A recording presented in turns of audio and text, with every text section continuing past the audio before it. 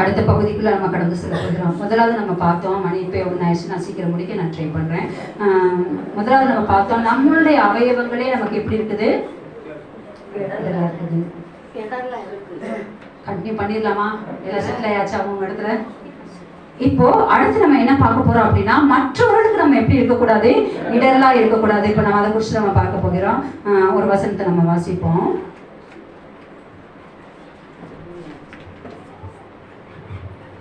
2 கொரிந்தியர் 6ஆம் அதிகாரம் 3ஆம் வசனம்.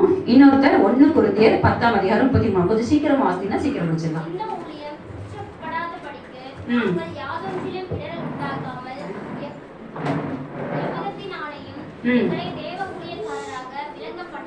திருவாசிப்பா.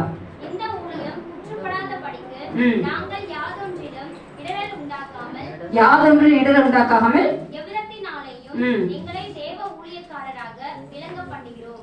1 கொரிந்தியர் 10:33.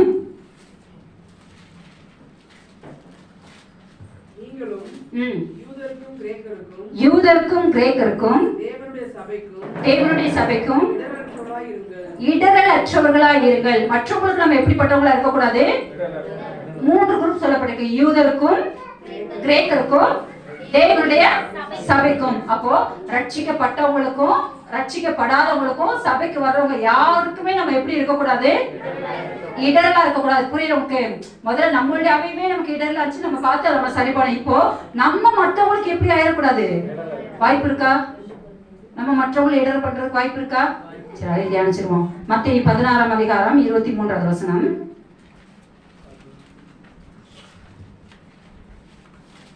அவரோ திரும்பி பேதுருவை பார்த்து, எனக்கு பின்னாக போ சாத்தானே, நீ எனக்கு இடரலாய் இருக்கிறாய்.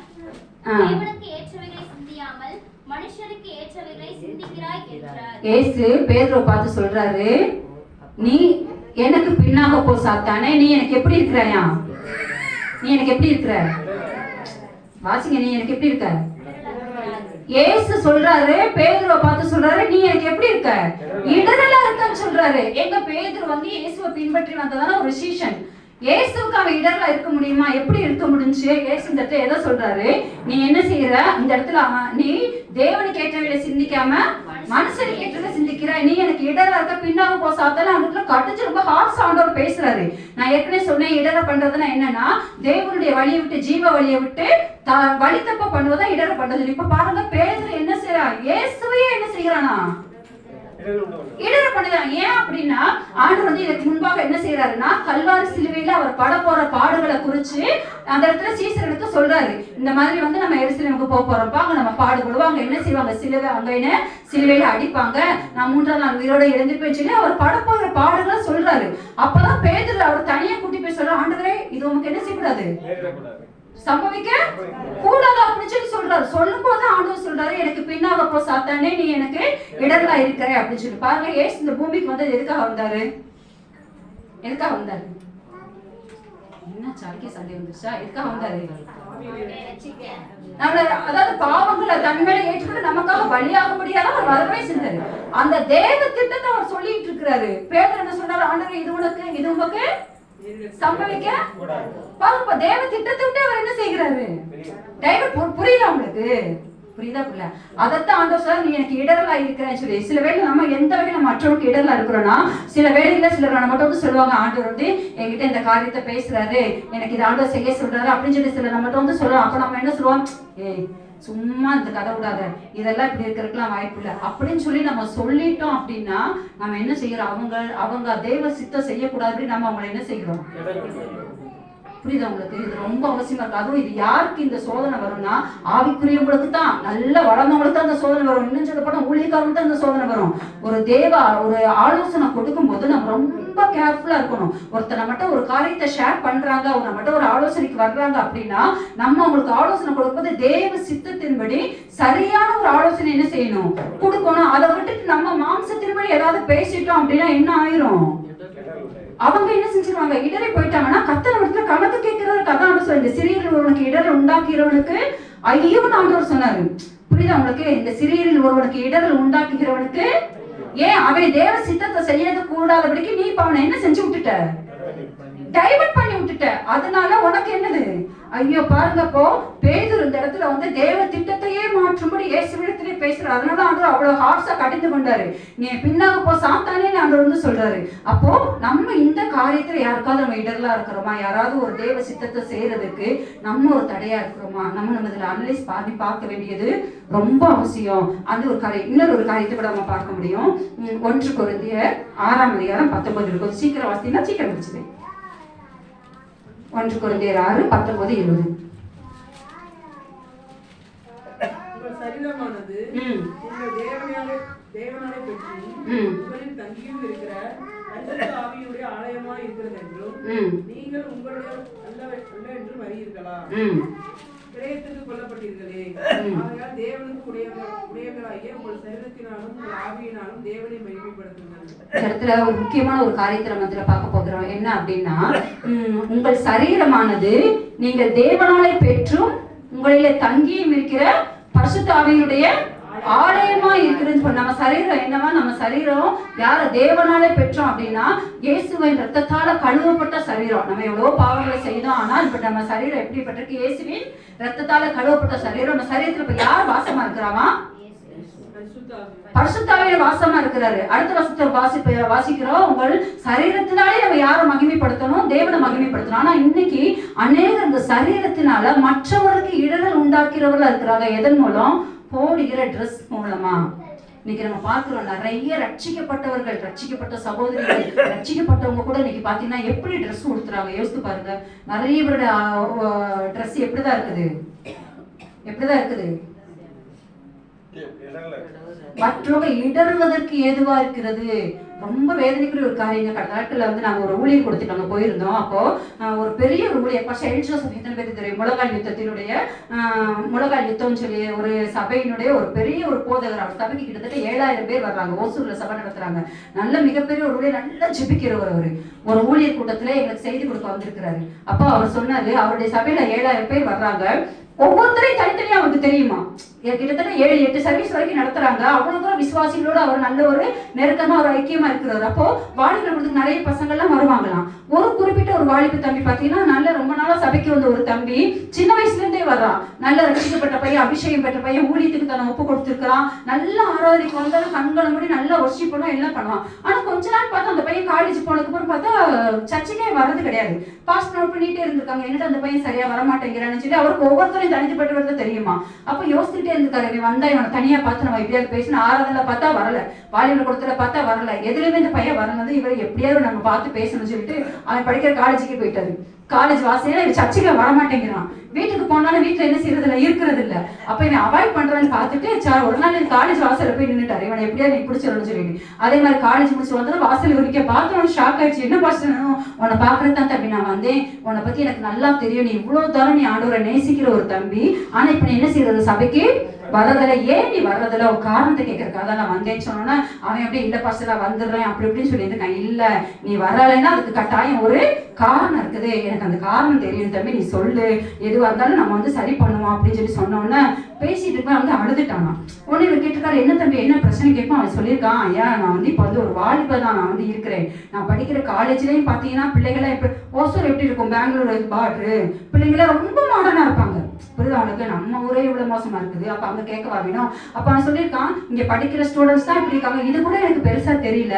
ஆனா நான் சபைக்கு வர நேரம் சபையில இருக்கிற பெண்களும் சரி வாலிப பிள்ளைகளும் சரி போட்டிருக்கவங்க ட்ரெஸ் எனக்கு இடரலா இருக்குதுயா. என்னால வந்து என் கண்களை என்ன செய்ய முடியல, கண்ட்ரோல் பண்ண முடியல. நான் வந்து உண்மையா நான் கர்த்தரை ஆராதிக்கணும்னு நினைக்கிறேன். ஆனா ஆட்டோமேட்டிக்கா நான் அதுல என்ன செஞ்சிடறேன், பாவம் செஞ்சிடுறேன். அதனால எனக்குள்ள ஒரு பெரிய ஒரு குற்ற உணர்வு. தேவ சமூகத்துல வந்து நம்ம இப்படி ஒரு பாவம் செஞ்சுட்டோமே, நம்மளால கண்ணு மூடி ஒர்ஷிப் பண்ண முடியல. அப்ப நான் வந்து என் கண்கள் ரொம்ப அலைப்பாய ஆரம்பிக்குது. அப்ப எனக்கு இந்த குற்ற உணர்வு அதிகமானதுனால இப்ப நான் முடிவு எடுத்துட்டேன். என்ன முடிவு எடுத்துட்டேன்? சபைக்கு வரக்கூடாது. வெளியில பார்த்தா கூட எனக்கு அது பெருசா தெரியல. ஆனா சபைக்குள்ள வந்து, ஏன்னா சபையில இருக்கிற என்னுடைய தாய் மாதிரி, என்னுடைய சகோதரிகள் மாதிரி எல்லாரையும் நான் அப்படிதான் நான் உண்மையா நான் நினைக்கிறேன். ஆனா அவங்க போட்டு, ஆனா அவங்கள வந்து வித்தியாசமா பாக்குற அளவுக்கு எனக்கு என்ன செய்யுது, சோதனைகள், அவங்க போட்டிருக்கிற உடைகள் மூலம் எனக்கு அப்படிப்பட்ட சோதனைகள் வருதையா. ஆனா எனக்கு இது வந்து ஒரு பெரிய குற்ற உணர்வு. ஏதோ என் சொந்த குடும்பத்துல தப்பு பண்ணுவது போல எனக்கு ஒரு உணர்வு வருது. இதை அவாய்ட் பண்றதுக்காக தான் நான் என்ன செய்யறேன், யார்கிட்ட கணக்கு கேட்பாரு, ஊழியக்காரன் கணக்கு கேட்பாரு. ஊழியக்காரன் அப்படிங்கிறாரு, யார்கிட்ட கணக்கு கேட்பாரு? ம்? அந்த பையன் அந்த பையன் கேட்பாரு. இப்படி என்ன செய்தி கவனிச்சு வரீங்க? இடரல் உண்டாக்குறவன் கத்த. அதான் இந்த சிறியரில் ஒருவனுக்கு இடரல் உண்டாக்குறவனுக்கு ஐயோ. யோசிச்சு பாருங்க, இன்னைக்கு நம்ம எப்படி நம்ம உடுத்துறோம். கோச்சுக்காதீங்க, யாரும் தயவுசெய்து கூட கோச்சுக்காதீங்க. நான் பார்க்க இன்னைக்கு ஆவிக்குரிய சகோதரிகள் கூட இன்னைக்கு ட்ரெஸ் சரியில்லை. அதோட பெண்கள் ஜபத்துல இருக்கா, நாங்க விசேஷமா ஜோமணும். ரொம்ப வேதனையா இருக்குங்க. யார்கிட்ட நம்ம டைரக்டா என்ன செய்ய முடியல சொல்ல. அப்படியே நான் ஒரு சிலர்கிட்ட சொன்னேன், பாக்குறவங்க கண்ணு சரியில்லை. எப்படி சொன்னதுக்கு எனக்கு வந்த பதில், கொஞ்சம் இதை மாத்திக்கிட்டா நல்லா இருக்கும், இது மற்றவங்க இடர்ல இருக்கும். மற்றவங்களுக்காக என்ன நான் மாத்திக்கணும் எனக்கு அவசியமே கிடையாது. பாக்குறவன் கண்ணு சரியில்லைன்னு அர்த்தம், அவனை ஒழுங்கா இருக்க சொல்லுங்க. இப்படி எனக்கு ஒரு பதில் வந்துச்சு. யூஸ்வலா நான் யார்ட்டையும் சொல்ல மாட்டேன். என்னுடைய பழக்கம் என்னன்னா, பர்சனலா யார்ட்டையும் நான் எதுலையும் தலையிடுறது கிடையாது, சில சொல்றது கிடையாது. இது என்னுடைய பழக்கம். இதையுமே நான் சொன்னா அவங்க எப்படி இருப்பாங்கன்னு பார்த்துக்கோங்க. சொன்னதுக்கு எனக்கு வந்த ரெஸ்பான்ஸ், யாருக்காகவும் என்ன நான் மாத்திக்கிட முடியாது. நான் இப்படிதான் இருப்பேன். பாக்குறவன் கண்ணு சரியில்லை, அதுக்கு நான் என்ன செய்ய முடியும்? அவனுக்கு ஏற்ற மாதிரில என்ன நான் மாத்திக்கிட முடியாது. நல்ல ஆவிக்குரிய சகோதரி, நல்ல ஜெபிக்கிற ஒரு சகோதரி. யோசித்து பாருங்க, நீங்க நம்ம எப்படி இருக்கிறோம். சிலர் அறியாமையில இருக்காங்கன்னு எனக்கு தெரியல. எனக்கு ரொம்ப ஃப்ரீயா பேச முடியல. ஆனா தயவுசெய்து சகோதரிகள் அதிகமா இருக்கீங்க, புரிஞ்சுக்கோங்க. சேலை எப்படி கட்டுறோம்? இது ஒருத்தர் சொல்லணுமா நமக்கு? இதை ஒருத்தர் சொல்லணுமா நமக்கு? யோசித்து பாருங்க. ரொம்ப வேதனையோட சொல்லிட்டு இருக்கேங்க. இன்னைக்கு நான் நிறைய பாக்குறேன், நிறைய ரொம்ப துக்கமா இருக்குது, ரொம்ப வேதனையா இருக்குது. இப்படி நம்ம இருந்தோம் அப்படின்னா நம்ம நிமித்த ஒருத்த இடம்லாம் கட்டாயம் கத்தர் கணக்கிருப்பாங்க. அதான் ஆண்டவர் சொல்ல, உங்க சரீரம் உங்களை தங்கி இருக்கிற பரிசுத்தாவின் ஆலயமா இருக்கு. இதனால நம்ம தேவன் என்ன செய்ய மகிமைப்படுத்தணும். ஒரு வருஷம் வாசிப்போம். ரோமர் 13:14 தயவுசெய்து சகோதரர்கள் கோபித்துக் கொள்ளாதீங்க. கத்தர் சொன்ன காரியத்தை சொல்லி கொண்டிருக்கிறேன். சரி பண்ண வேண்டியவங்க சரி பண்ணிக்கோங்க. அதுக்கு மேல உங்க பாடு கத்தர் பண்ணு. ரோமர் 13:14. உடலை பேணாமல் இருந்து கர்த்தராகிய இயேசு கிறிஸ்துவை தரித்துக் கொள்ளுங்கள். துர் இச்சைக்கு இடமாக உடலை பேணாமல். நம்மளை பார்க்கும்போது ஒருத்தருக்குள்ள துர் இச்சை வரக்கூடாது. அதுக்கு பதிலா என்ன வரணும்? கர்த்தராகிய இயேசு கிறிஸ்துவை தரித்துக் கொள்ளுங்கள். நம்மளை பார்க்கும்போது ஒருத்தருக்கு என்ன ஞாபகம் வரணும்? ஒருத்தர் சொன்ன சாட்சியை நான் சொல்றேன். ஒருத்தர் சொன்ன சாட்சி, வாயை திறந்து சொன்ன சாட்சி நான் சொல்றேன். அவர் சொல்றாரு, 2 சகோதரிகளை குறித்து அவர் பேசுறாரு. அவளை பார்த்தா சும்மா இருக்கிறவனுக்கு கூட கோச்சுக்காது, கூப்பிடணும்னு தோணும். ஆனா இந்த பிள்ளைய பார்த்தா கையெடுத்து கும்பிடணும்னு தோணும். இது 2 பேரை குறித்து ஒருத்தர் சொன்ன சாட்சி என் காதல நான் கேட்டேன். அவன் குடிகாரன். சொன்னவன் யாருன்னா குடிகாரன், நல்ல மனுஷன் கூட கிடையாது, குடிகாரன், எல்லா பாவமும் செய்யறவன். 2 பெண்களை குறித்து அவன் சாட்சி சொல்றான். ஒரு பெண்ணை குறிச்சு அவ்வளவு கேவலமான வார்த்தை, அதை கூட நான் சொல்லிட்டேன், ஏன்னா நமக்கு மனம் திருப்பத வேணும்ன்றக்காக. அவ்வளவு கேவலமா சொல்லி அவளை பார்த்தா அப்படி தோணும். ஆனா இந்த பிள்ளைய பார்த்தா எப்படி தோணுமா? கையெடுத்து கும்பிடணும்னு தோணும். நம்ம எப்படி இருப்போம்? நம்மளை பார்த்தா எப்படி என்ன தோணும்? உங்களுக்காகவே உங்களுடைய அனலைஸ்க்கே நான் யோசித்துக்கோங்க. இதுல நம்ம சரி பண்ண வேண்டியது அதுதான்.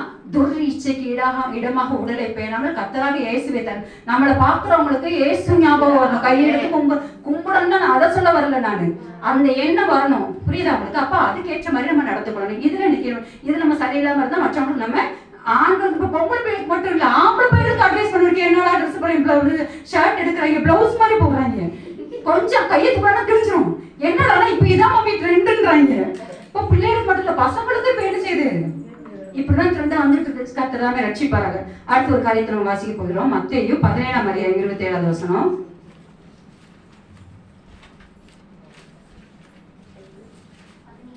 மத்தேயு 17:27.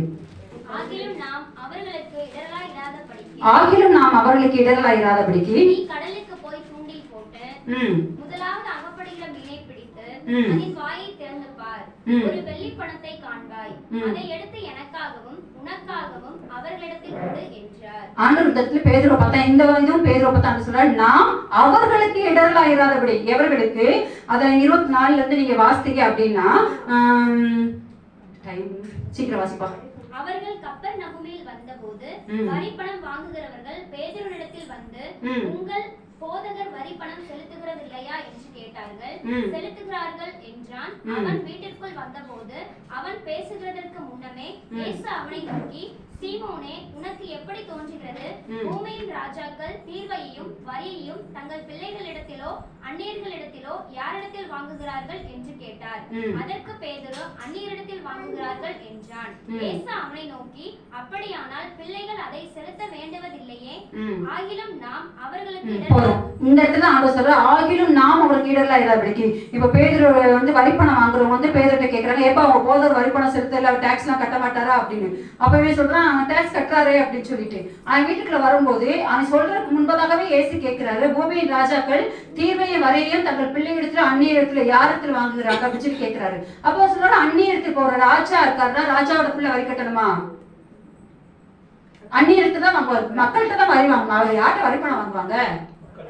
மக்கள்கிட்ட தான் வாங்குவாங்க. புரியுதா? அப்படி சொல்றாங்க. அவங்க சொன்னோம். அப்பதான் ஆண்டவர் சொல்றாரு, பரவாயில்லப்பா, ஆகிலும் நாம அவங்களுக்கு எப்படி இருக்கக்கூடாது, இடர்ல இருக்கக்கூடாது. ஆனா நீ போய் ஏசுட்ட பணம் இல்ல, அவர் சொல்றாரு, கடலுக்கு போய் நீ தூண்டில் போட்டு ஒரு நீ போடு. அப்போ ஒரு முதலாவது ஒரு மீன் அங்க போட, ஒரு வாயை திறந்தப்ப அது என்ன இருக்கு, ஒரு வெள்ளி பணம். அதை எடுத்து உனக்காகவும் எனக்காகவும் என்ன செஞ்சிரு, வரி போட்டு.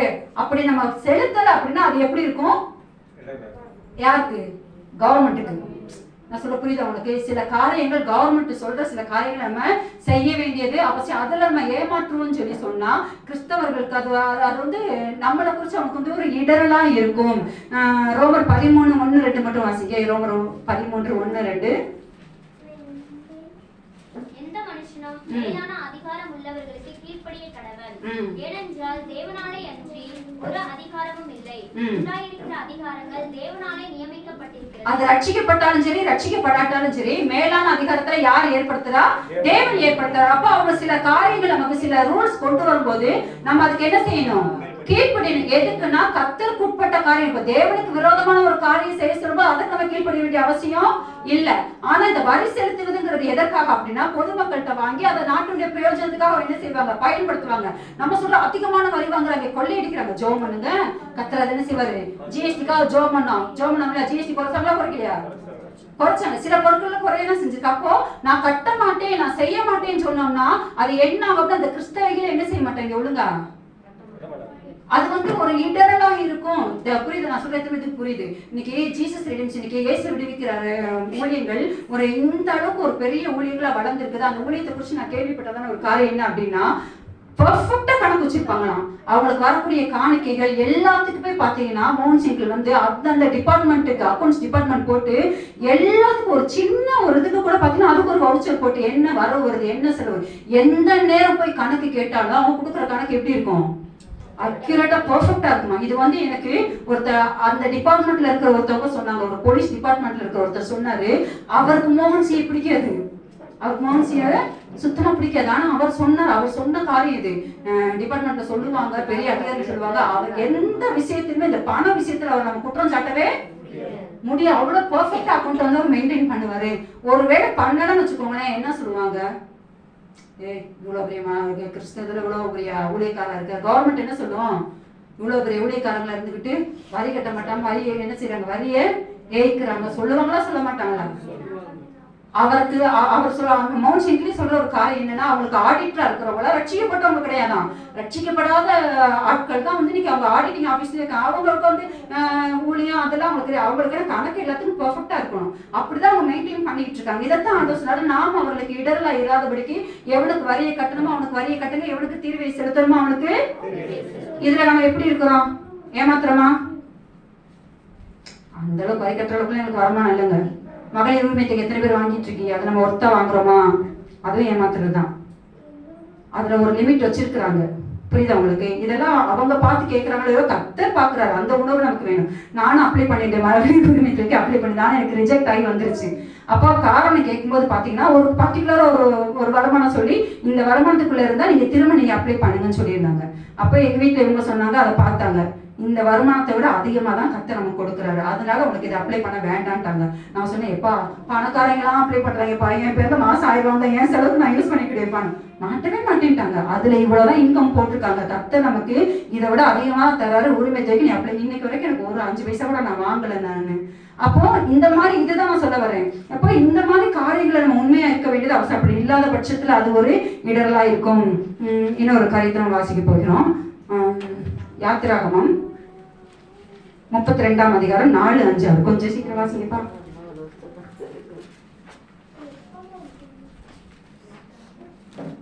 என்ன சங்கடத்துல நடக்குது? அவர்கள் கையிலிருந்து சொன்ன மாதிரி இருந்துச்சு. யாத்ரா 32, 4, 5, 6. அவர்கள் கையிலிருந்து அவன் அந்த பொன்னை வாங்கி சிற்ப கருவினால் கருப்பிடித்து ஒரு கன்றுக்குட்டியை வார்ப்பித்தான். அப்பொழுது அவர்கள், இஸ்ரவேலரே, உங்களை எகிப்து தேசத்திலிருந்து அழைத்து கொண்டு வந்த உங்கள் தெய்வங்கள் இவைகளே என்றார்கள். ஆரோன் அதை பார்த்து அதற்கு முன்பாக ஒரு பலிபீடத்தை கட்டி, எதுக்கு முன்பாக? கன்றுக்குட்டி முன்பாக ஒரு பலிபீடத்தை கட்டி, நாளைக்கு கர்த்தருக்கு பண்டிகை என்று கூறினான். நாளைக்கு கர்த்தருக்கு பண்டிகை. மறுநாள் அவர்கள் அதிகாலையில் எழுந்து சர்வாங்க தகன பலிகளை இட்டு சமாதான பலிகளை செலுத்தினார்கள். பின்பு ஜனங்கள் புசிக்கவும் குடிக்கவும் உட்கார்ந்து விளையாட எழுந்தார்கள். பாருங்க, இந்த இடத்துல ஆரோன் என்ன செய்யறான் அப்படின்னா, ஜனங்கள் போட்டிருக்கிறார். அதாவது மோசே நியாயப்பிரமாணத்தை வாங்குறதுக்காக மலைக்கு 40 நாள் போயிட்டாரு. ஒரு கீழே இறங்கி வர தாமதம் ஆயிடுச்சு. உடனே ஜனங்கள்லாம் என்ன சொல்றாங்க, இஸ்ரவேல் ஜனங்கள் அப்பதான் எகிப்திலிருந்து அழைச்சு கொண்டு வந்திருக்கா. அப்போ எங்களை நடத்திட்டு வந்த மோசேக்கு என்ன ஆச்சோ எங்களுக்கு தெரியல, ஆனா எனக்கு முன் செல்லக்கூடிய தெய்வத்தை நீ உண்டு பண்ணணும்னு சொன்ன உடனே இந்த ஆரோன் என்ன செய்யணும், எல்லாத்துக்கும் இருக்கக்கூடியதான அந்த 3 பாருங்க, எல்லாரும் காதுகள் இருந்த பொன்னணி எல்லாம் கலட்டி ஆரோன்ட்ட கொண்டு வந்தாங்க. அப்ப அவன் அதை வச்சு பார்த்தீங்கன்னா ஒரு கன்று குட்டி மாதிரி ஒரு உருவத்தை உருவாக்கி அவன் சொல்றான், ஆரோன் அதை பார்த்து கர்த்தருக்கு முன்பாக ஒரு பலிபீடத்தை கட்டி, அதுக்கு முன்பாக ஒரு பலிபீடத்தை கட்டி, நாளைக்கு யாருக்கு பண்டிகையா? கர்த்தர். பாருங்க, ஒரு பொன் கன்று குட்டியை உருவாக்கி அதுல இருந்து அவன் என்ன செய்யறான்னா, யாருக்கு பண்டிகைன்னு சொல்றான்? கர்த்தருக்கு பண்டிகைன்னு சொல்றான். உடனே ஜனங்கள் பார்த்தீங்கன்னா காலையில இருந்துச்சு அதுக்கு சர்வாங்க தகன பலிகளை இட்டு சமாதான பலிகளை செலுத்தி பின்பு ஜனங்கள் புசிக்கவும் குடிக்கவும் உட்கார்ந்து விளையாட எழுந்திருந்தார்கள் சொல்லுவாங்க. அப்போ பண்டிகை கொண்டாடுறதுல கூட நம்ம ரொம்ப கேர்ஃபுல்லா இருக்கணும். இன்னொரு வசனத்தை வாசிங்க, உங்களுக்கு புரியும். 1 கொரிந்தியர் 8ஆம் அதிகாரம் 13வது வசனம்.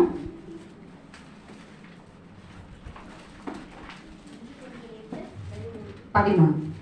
ஆதலால் போஜனம் என் சகோதரனுக்கு இடரல் உண்டாக்கினால், போஜனம் என் சகோதரருக்கு இடரல் உண்டாக்கினால், நான் என் சகோதரனுக்கு இடரல் உண்டாக்காதபடிக்கு, நான் என் சகோதரனுக்கு இடரல் உண்டாக்காதபடிக்கு என்றென்றைக்கும் மாம்சம் புசியாதிருப்பேன். என்றென்றைக்கும் மாம்சம் புசியாதிருப்பேன். நம்ம எந்த டாபிக்கை பார்த்துட்டு இருக்கிறோம்?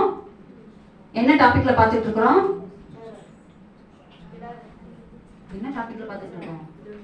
மற்றவங்களுக்கு இடரல் உண்டாக்க கூடாது. ஆனா இந்த இடத்துல சொல்றது, நான் மாம்சம் புசிக்கிறதே என் சகோதரனுக்கு எப்படி இருந்துச்சுன்னா இடரலா இருந்தா மாம்சம் புசியாது. இந்த இடத்துல நம்ம பார்த்தோம் பண்டிகை. இதை நான் எதை சொல்ல வரேன் அப்படின்னா, இந்த அதிகாரம் ஃபுல்லாவே நீங்க வாசித்து பார்த்தா 8ஆம் அதிகாரம் 1 வசனத்துல இருந்து வாசித்தீங்கன்னா, விக்கிரகங்களுக்கு படைக்கப்பட்டவர்களை குறித்த விஷயத்தை நம்ம எல்லாருக்கும் அறிவு உண்டு என்று நமக்கு தெரியுமே. அதாவது இது எதை குறிக்குது அப்படின்னா, நம்மளுக்கு டைம் இல்லாததுனால நான் சிம்பிளாவே நான் சொல்லிடுறேன். இன்னைக்கு பொங்கல் செலிப்ரேஷன் சொல்லிட்டு இன்னைக்கு எல்லாரும் கொண்டாட ஆரம்பிச்சிட்டாங்க. ஆமாவா இல்லையா? பொங்கல் இன்னைக்கு கேட்டா என்ன சொல்றாங்க, அது என்னமா? தமிழர் திருநாள். அது என்னது? நம்ம பைபிள் ஸ்லாங் என்ன தெரியுமா? பைபிள் லாங்குவேஜ் என்னன்னா அறுவடை திருநாள். புரியுதா உங்களுக்கு? அறுவடை திருநாள் சொல்லிட்டு அன்னைக்கு எப்படி மற்ற ஜனங்கள் கொண்டாடுறாங்களோ அதே மாதிரி இன்னைக்கு கிறிஸ்தவ சமூகம் எப்படி வந்துகிட்டு இருக்குது, மாறிக்கொண்டு இருக்கிறது. இதை இன்னைக்கு யார் செய்யறா? கிறிஸ்தவன்றதோட பெரிய பெரிய ஊழியர், நான் பேர் சொல்ல விரும்பல, நானு பெரிய பெரிய ஊழியக்காரங்க இன்னைக்கு என்ன செய்யறாங்க, பொங்கல் கொண்டாடலாம் அப்படின்னு சொல்றாங்க. கேட்டா இது அறுவடை, அவங்க சத்தியத்தை சொல்றாங்க, நான் இல்லைன்னு சொல்ல வரல. பைபிள்ல பார்த்தோம்னா அறுவடை திருநாள் ஒண்ணு இருக்குது, கர்த்தருக்கு அசைவாட்டும்படியா எல்லாமே செய்யறாங்க. செய்யுங்க, அது கரெக்டா அந்த பொங்கல் அன்னைக்கு தான் செய்யணுமா? இவங்களுக்கு சத்தியம் தெரியுதுன்னு சொல்றாங்க, நாங்க கரெக்டா தான் செய்யறோம்னு சொல்றாங்க, எல்லாம் ஓகே. புதுசா ரட்சிக்கப்பட்டவனுக்கு எப்படி இருக்கும்? அது இடரலா இருக்குது. அவங்க நம்ம சத்தியத்தை சொன்னா அதை கேட்க மாட்டேங்கிறாங்க. அவர் செய்யறாரு, அவருக்கு தெரியாதது உங்களுக்கு தெரிஞ்சிருச்சாக்கும் அப்படியே சொல்றாங்க. அவர் செய்யறாரு, அவர் தப்பா செய்வாரு, அவர் என்ன இல்லாததை செய்வாரு, அவர் சத்தியம் தெரிஞ்சு அவர் கரெக்டா அவர் சூரிய நமஸ்காரம் பண்ண போறது கிடையாது. ஆனா இவங்க இப்பதான் ரட்சிக்கப்பட்டிருக்காங்க. அப்ப இவங்களுக்கு அந்த வித்தியாசம் என்ன செய்யறதுல தெரியல. அப்போ இது ஒருத்தருக்கு இடரல் உண்டாக்கினா அதை என்ன செய்யாத, அதான் வேதம் சொல்லுது. நீங்க இன்னைக்கு சத்தியத்தை அறிஞ்சிருக்கிறீங்க, உங்களுக்கு எல்லாம் தெரியுது, ஓகே அவருடைய திருநாள்ங்கிறீங்க, அதை நான் கர்த்தருக்காக தான் நாங்க செய்யறோம், எல்லாம் ஓகே. ஏன் அதை இன்னொரு நாள் செய்யக்கூடாதா? நான் சொல்ல எத்தனை புரியுது? அத பொங்கல் அன்னைக்கே தான் செய்யணுமா? மத்தவங்களுக்கு நமக்கு ஒரு அவங்கள மாதிரியே ட்ரெஸ் வேஸ்ட் சட்டையை போட்டுக்கிறது, அவங்க மாதிரியே பட்டு சட்டையை கட்டிக்கிறது, அவங்க ரோட்ல வச்சு பொங்கல் வச்சுக்கிறது. யோசித்து பாருங்க. அவங்களுக்கு வேணா ஒருவேளை அவங்களுக்கு தெரிஞ்சு சத்தியத்தை தான் செய்யறோம்னு சொல்றாங்க, அவங்கள விடுங்க. புதுசா ரட்சிக்கப்பட்ட ஒரு விசுவாசிக்கு எப்படி இருக்கும்? அப்போ நம்ம என்ன செஞ்சுக்கலாம், செஞ்சுக்கலாம். செய்யறாங்க. புரியா? இதுதான் மற்றவனுக்கு என்ன செய்ய மாம்சம் புசிப்பதும் உன் சகோதரனுக்கு இடரல் உண்டாக்கும்னா அதை என்ன செய்யாத செய்யாத. ஒருத்தவனால இடர்லாம் அவன் விக்கிரக ஆராதனைக்குள்ள திரும்ப போறான். அப்படி ஒருத்தை செய்வான், அதை எதுக்கு நம்ம செய்யணும்? யோசித்து பாருங்க. அப்படியே அறுவடை திருநாள் கொண்டாடுறேன் கத்தருக்கு நன்றி இன்னொரு நாள் வச்சுக்கலாம்னு அதுக்கு கரெக்டா அந்த பொங்கல் அன்னைக்கே செய்யணும். அது எத்தனை பேருக்கு இடர்ல இருக்கு? நான் சொல்ல எத்தனை பேருக்கு புரியுது? யாரையும் குறை சொல்றதுக்கு சொல்ல நம்ம எப்படி இருக்கும் அதை சரி பண்ணி கொள்ளுங்கள். கட்டாயம் அது மற்றவங்களுக்கு எப்படி இருக்கும்? இடர்களாகத்தான் இருக்கும். நீங்க பாருங்க, இது ஒண்ணு தொட்டு ஒண்ணு வந்துருச்சுங்க. அந்த ஞாயிற்றுல 32 அந்த 6ஆம் வசனம் மட்டும் வாசிப்பா. ஜனங்கள் என்ன செய்யறாங்க?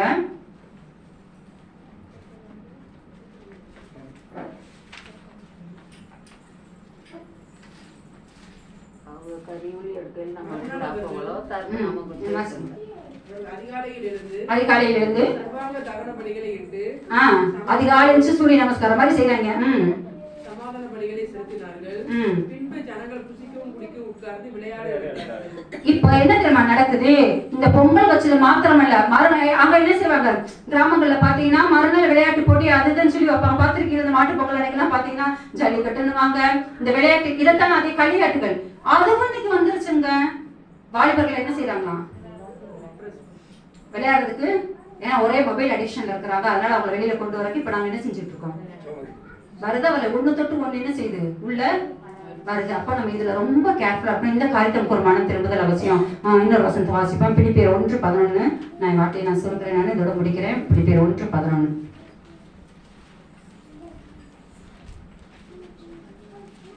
சொல்ல இன்னொரு வசனத்துல வாசிப்பேன். மல்கியா 2:8.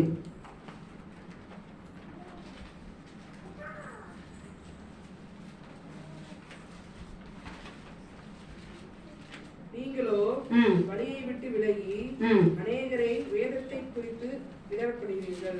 தேவியின் உடன்படிக்கையை கெடுத்து போட்டீர்களே என்று சேனையின் கர்த்தர் சொல்லுகிறார். வேதத்தை குறித்து என்ன செய்கிறது? இடர பண்ணுகிறது, உடன்படிக்கை கெடுத்து போறது. பாருங்க, நம்ம உபதேசத்துல ரொம்ப உறுதியா இருக்க வேண்டியது அவசியம். நம்ம கற்றுக்கொண்டு நிச்சயித்தவைகளை நிலைத்திருந்த வசனம் சொல்லுது. நம்ம கற்றுக்கொண்ட இந்த உபதேசத்துக்கு மாறா, அப்போஸ்தலருடைய உபதேசத்துக்கு மாறா ஒருத்தர் வந்து பிரசங்கம் பண்ணாங்கன்னா நம்ம அதை என்ன செய்யக்கூடாது? ஏற்றுக்கொள்ள. அது நம்ம வேதத்தை விட்டு இடரப்பட்டிருக்கு. நிறைய நூதனமான உபதேசங்கள் நிறைய வந்துருச்சுங்க. இயேசு உன்னுடைய கடந்த கால பாவங்கள், நிகழ்கால பாவங்கள், வருங்கால பாவங்கள் எல்லாவற்றையும் சிலுவையில் என்ன செஞ்சுட்டாரு? சுமந்து தீர்த்துட்டாரு. அதனால நீ பாவம் செய்தாலும் நீ எங்க போயிருவ? ஏன் நீ செஞ்சது இல்லை, நீ இன்னும் என்ன செய்ய போய் அதையும் இயேசு என்ன செஞ்சுட்டாரு? சிலுவையில சுமந்து தீர்த்தாரு. அதனால நீ என்ன செய்ய வேண்டியது இல்லை. நீ வந்து பாவம் செய்தாலும் எங்க போயிருவ? அதனால நீ பயப்பட வேண்டியது இல்லை. அது போல பாவ அறிக்கை பண்ண வேண்டியது இல்லை. கிருபை, நம்ம கிருபையின் காலத்துல இப்படி பாத்தீங்கன்னா நிறைய உபதேசங்கள் சத்தியத்துக்கு விரோதமா வருது. இது நம்ம இதெல்லாம் செஞ்சு கூட இடறி போயிட கூடாது. நம்ம ரொம்ப கேர்ஃபுல்லா இருக்கணும். மற்றவங்களை நம்ம இடர பண்ணிடவும் கூடாது. இன்னும் ஒரே ஒரு வசனத்தை வாசி 3 வாசனம் இருப்போம். பிலிப்பியர் 1:11 வசனம். நீங்க கிறிஸ்துவின் நாளுக்கென்று துப்புரவானவர்களும் இடரற்றோருமாய் இருக்கவும் வேண்டுதல். பாருங்க, கிறிஸ்துவின் நாளுக்கென்று துப்புரவானவர்களும் இடரற்றவர்களுமா இருக்க வேண்டுதல். அப்போ நம்ம இடரற்றவர்களா இருந்தாதான் வருகையில போக முடியும். கிறிஸ்துவின் நாள்னா கர்த்தருடைய ரகசிய வருகையின் நாள். இந்த ரகசிய வருகையில நம்ம போகணும் அப்படின்னா நம்ம எப்படிப்பட்டவங்களா இருக்கணும்? துப்புரவானவர்களா இருக்கணும், பரிசுத்தமா இருக்கணும். பரிசுத்தமா இருந்தா மாத்திரம் பதறி இடரற்றவர்களா இருக்கணும். மற்றவர்களுக்கு எந்த விதத்துல நம்ம எப்படி இருக்க கூடாது? இடரலா இருக்க கூடாது. அப்படி இடரா இருந்தாலும் வருகையில் என்ன செய்ய முடியாது? போக முடியாது. எத்தனை பேருக்கு சொன்ன காரியங்கள் புரிஞ்சது? இன்னைக்கு ஜோமனமா இந்த ஒரு வருஷத்துக்கு மட்டும் வாசித்து முடிச்சிருப்பா. மற்ற அம்மா சிரிக்கிறாங்க, இப்படியே சொல்லி எடுத்துக்கிட்டே போறேன். அப்படிதானே? மத்தேயு 16:23 மட்டும் வாசித்து முடிச்சிருவோம். சரி